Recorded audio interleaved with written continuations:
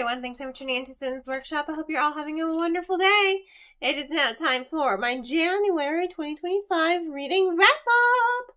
I'm a dork, I know. I was able to start the year off right, and I read 13 books! Isn't that great? I got to read 13 books, and I'm really happy. And you know what? They were all really impressive books, so let's get into it. First up was Take It From the Top. Short, sweet read about two girls who are in camp together. One is a have, one is a have-not, but they are best friends. Until the have-not discovers that her bestie for 6 years, her father has been paying her scholarship to go to this very expensive theater camp. And she realizes, wow, classism is a thing. Like,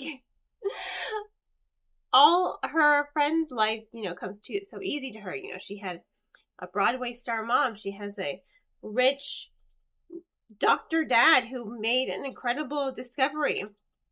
So she's discovering, wow, everything comes easy to you. I have to work twice as hard.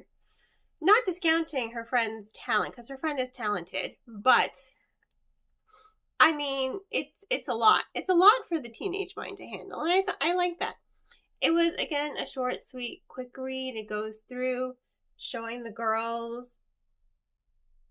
It goes back and forth, not only between perspectives, but also between present and past, to show how we got up to this point. And of course, what is the camp this year going to perform at the end of the year?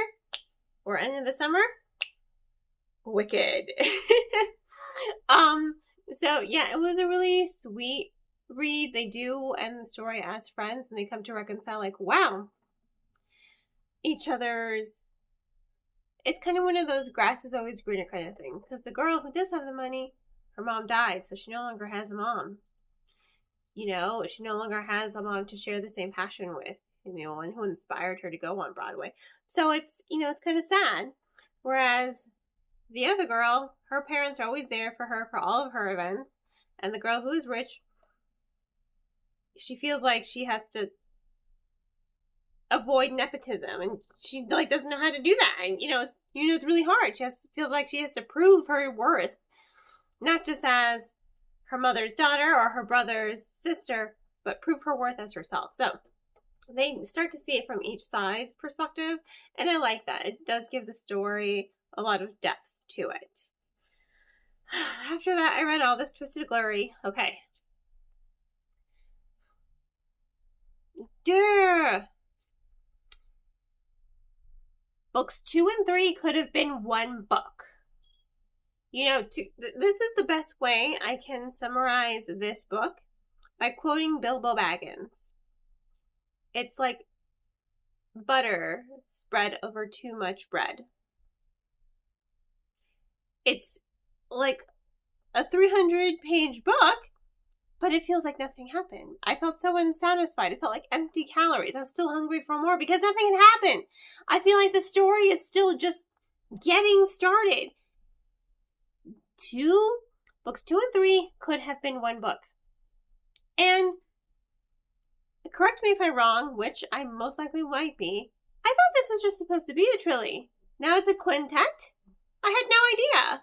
So I think that's another issue I'm having. Like, in my head, it's just supposed to be a trilogy, and it is nowhere near done, and nothing's really happening. Nothing is happening. And it's very annoying, and it's very frustrating for me. This book could have been combined with book 2 to make one book, and it still would have been like, what is going on? It's just nothing happens. Nothing happens. The characters aren't really going through a lot of character development. I mean, Alisaie and Cyrus obviously are going to be endgame. We know that, right? That's clearly established. She no longer has the same love interest that she had in the first book. Him, on the other hand, he's totally going to end up with Miss Huda, because she's the only one who, puts him in his place. And she's like, well, you're a dick. And he's like, how dare you talk to me that way? I'm the prince. And they're totally going to go from enemies to lovers, 100%. I'm okay with that. I'm okay with that, because he needs someone to put him in his place, whereas Cyrus needs someone who is kind and gentle. So it's just it just felt like a whole lot of nothing was going on in the book. And I wanted so much more to happen than actually happened. After that, I read The Nine Origins. So this was a gift to me from the publisher. I'm sorry it took me so long to read it, and I'm so glad I did finally get around to reading it because it was amazing. It's not like amazing 5-star, but it's amazing 4-star. The story follows Blake. She has a gift of foresight. She's clairvoyant. She discovers, wow, she's part of a community of people called the Nines, who also, they live in secret. They all have abilities. You know, you've got elementalist, materialist. Who else? Elementalist, materialist. Whatchamacallit?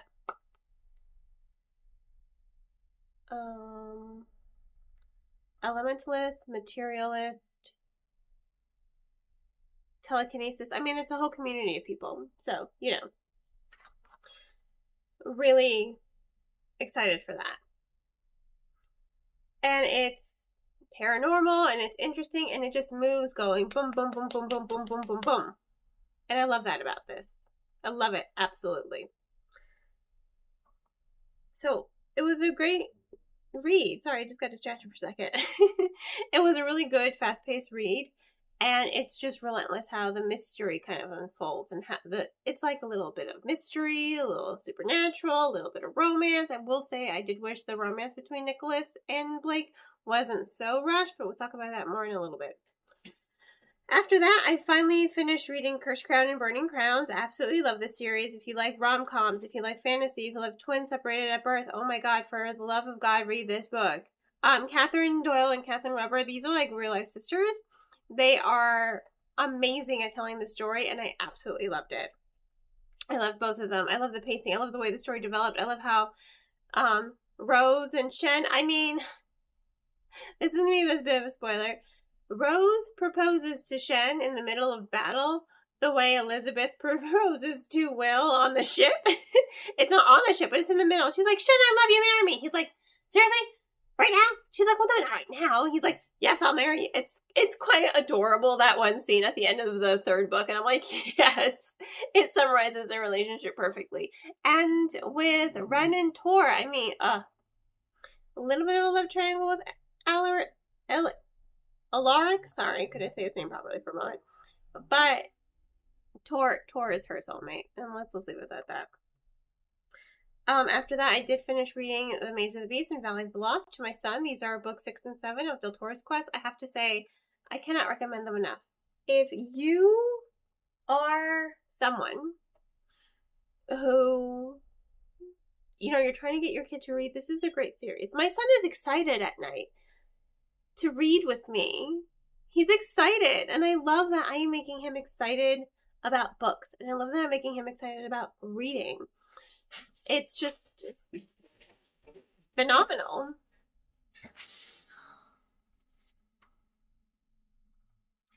I really do like that aspect of the story. And I really love that my kid is excited to read. Sorry, my cat's distracted me for a moment. I think she sees a fly. But I love that I'm making my son happy. And I love that he is loving to read. You know, he gets excited. He's like, he wants to look at the map. He's excited about this series. And I'm excited that he's excited. So that makes me really happy. After that, I read Ami, Guardians of Dawn Ami. First of all, if you love Sailor Moon, you have to read this book. If you love Beauty and the Beast, you have to read this book. Mainly if you love Sailor Moon. She is Ami. Not only does she look like Sailor Mercury, but she embodies Sailor Mercury. I love that so much. I'm like, yes, please. I'm a huge Sailor Moon fan. I love Sailor Moon. I cried when I saw Cosmos Part 2. I literally curled up on the sofa and I cried because I'm like, it's over. Sailor Moon's over. What do I do with myself after that? But it's so much fun. It's a lot of exciting. You still see Zara. You're still seeing Yuli, but you're getting more characters, and it's very inclusive as well. And she really honors her culture and uses a lot of they them pronouns, because in her culture, you know, because she is Korean, In her culture, unless someone like defines their gender to you, you refer to them as they, them. You don't go by he, she. She does explain that in one of, either in an author note somewhere or in a preface, I remember, or maybe it was even on her website. I can't remember.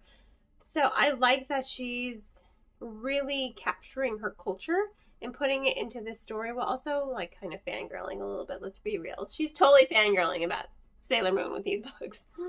But it's a lot of fun to read, and it's very inclusive, it's very diverse, it's really has a lot of LGBTQ representation, and I'm really just excited for it. After that, I read The Last Bookstore on Earth. That was the Barnes & Noble Young Adult Book Club pick.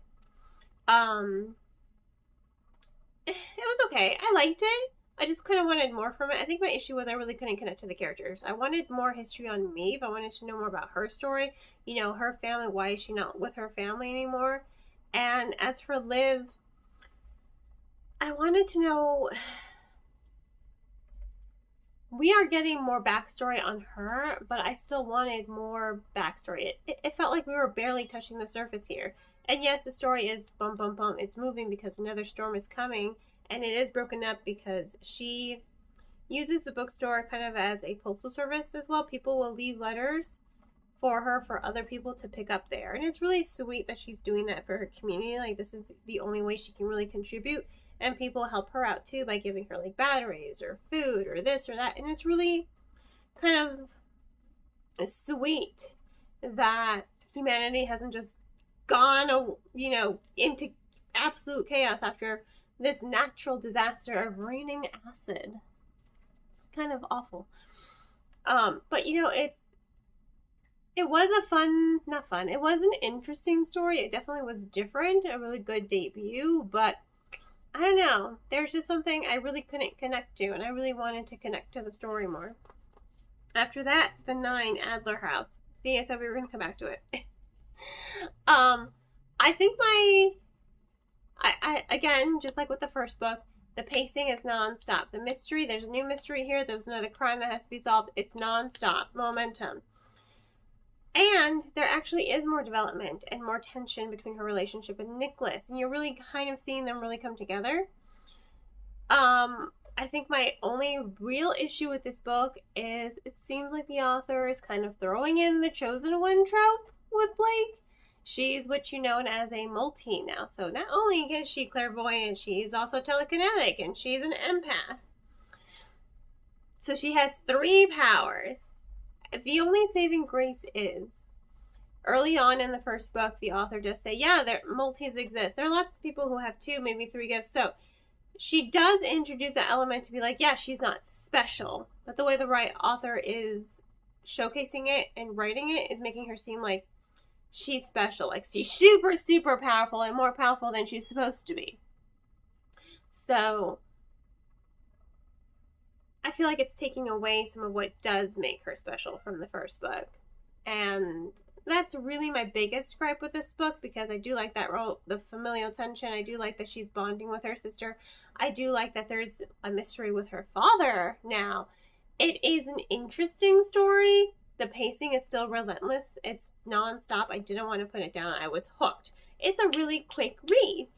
I just wish we weren't going down the rope of the chosen one trope. But I'm about to get my hands on book 3, so I'm really excited to see where that's going to go. After that, my book club pick was Elektra.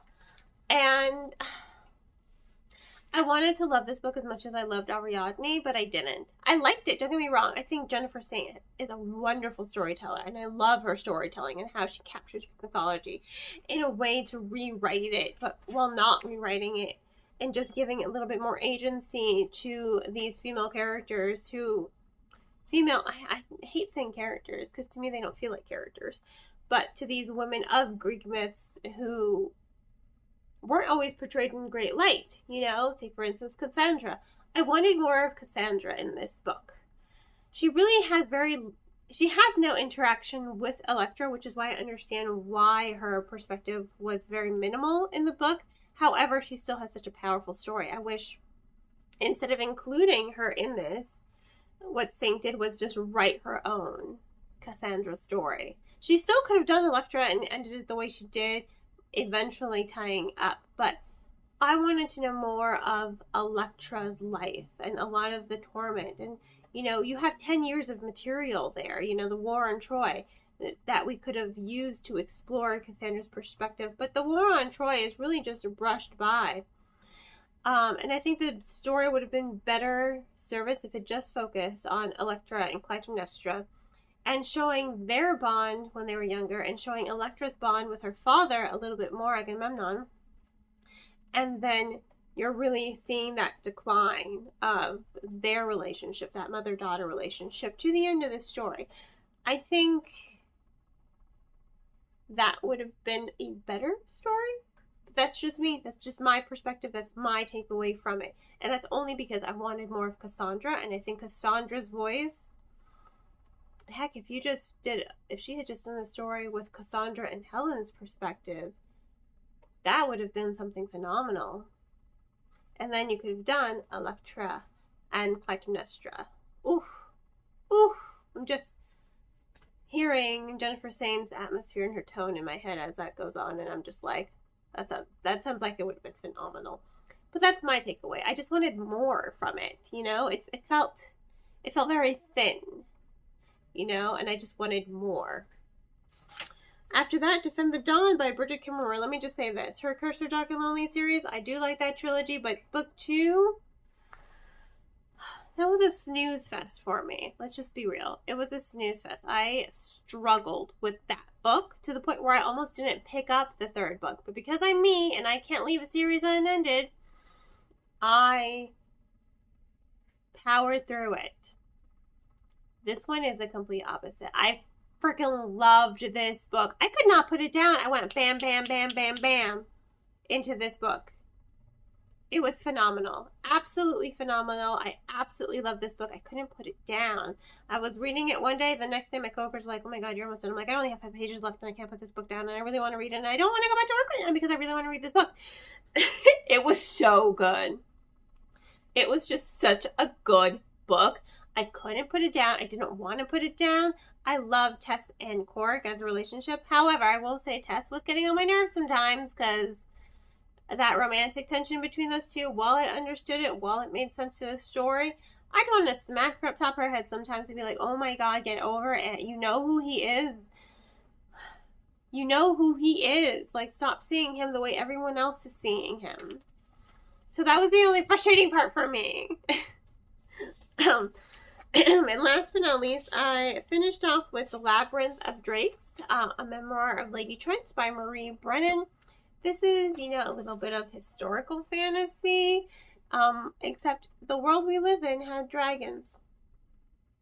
I want to live in this world. You're following Lady Trent. This is a memoir, basically. You're reading her memoir of one of her adventures when she was off studying dragons. How she met her second husband, Suhail. There's beautiful illustrations on it. She is studying dragons. She gets kidnapped. She gets into all kinds of shenanigans. And it's just such a good story. It's not fast-paced. So don't think it's going to be fast-paced because it's not. It is a rather slow-paced story because, again, it's historical fantasy, alternate historical fantasy. So, you know, it is a wonderful story. It is an interesting story. But I absolutely think that if you love dragons, you should read this book. Because it is worth it. It is hands down worth it from beginning to end. So, those are my 13 books. I hope you all did well with all of your 13 books. If you read any of the books, I want to hear your opinions. And on that note, thanks again for tuning in. Please don't forget to like, subscribe, and share with all your book loving friends. I hope you have a wonderful rest of your day. And as always, happy reading.